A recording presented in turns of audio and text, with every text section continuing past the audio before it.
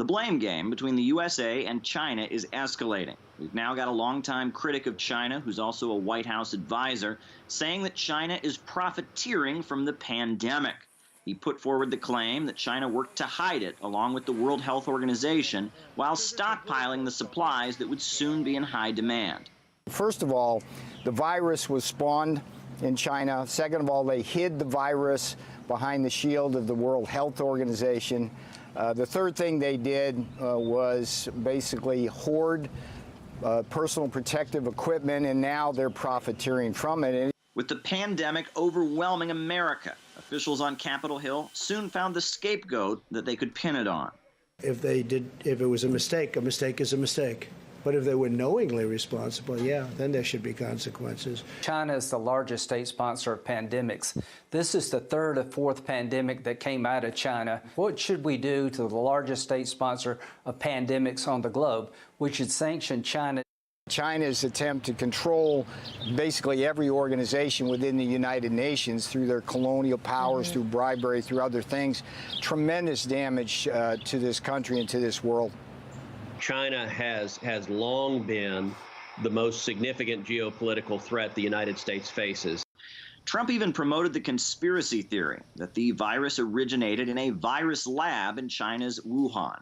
A lot of people are looking at it. It seems to make sense. They talk about a certain kind of bat, but that bat wasn't in that area. Officials in the city of Wuhan are adamant that this is simply not the case.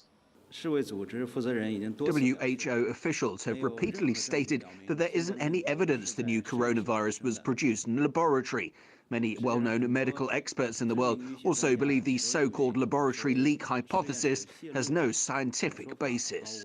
Although that conspiracy theory wouldn't exactly win the United States points. Let's remember that lab actually received a grant from none other than the United States itself.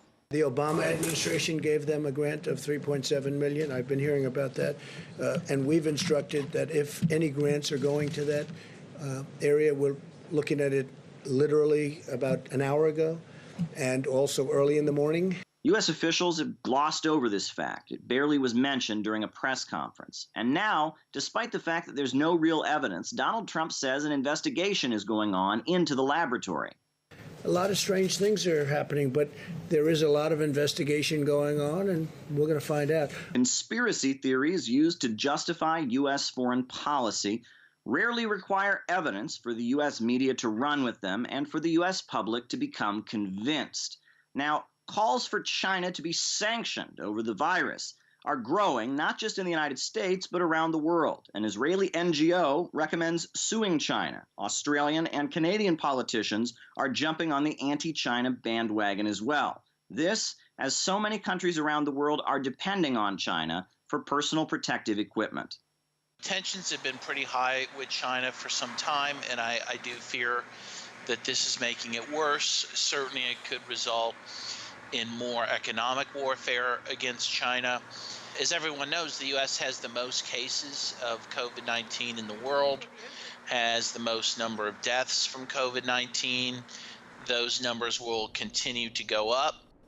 It's clear that the reason this has happened is because, number one, Trump waited 6 weeks before doing anything to confront the crisis, and because even to this moment, we're not testing nearly enough people for the virus. So this is a homegrown catastrophe, but the government doesn't want to admit that, so it's trying to find a scapegoat in China.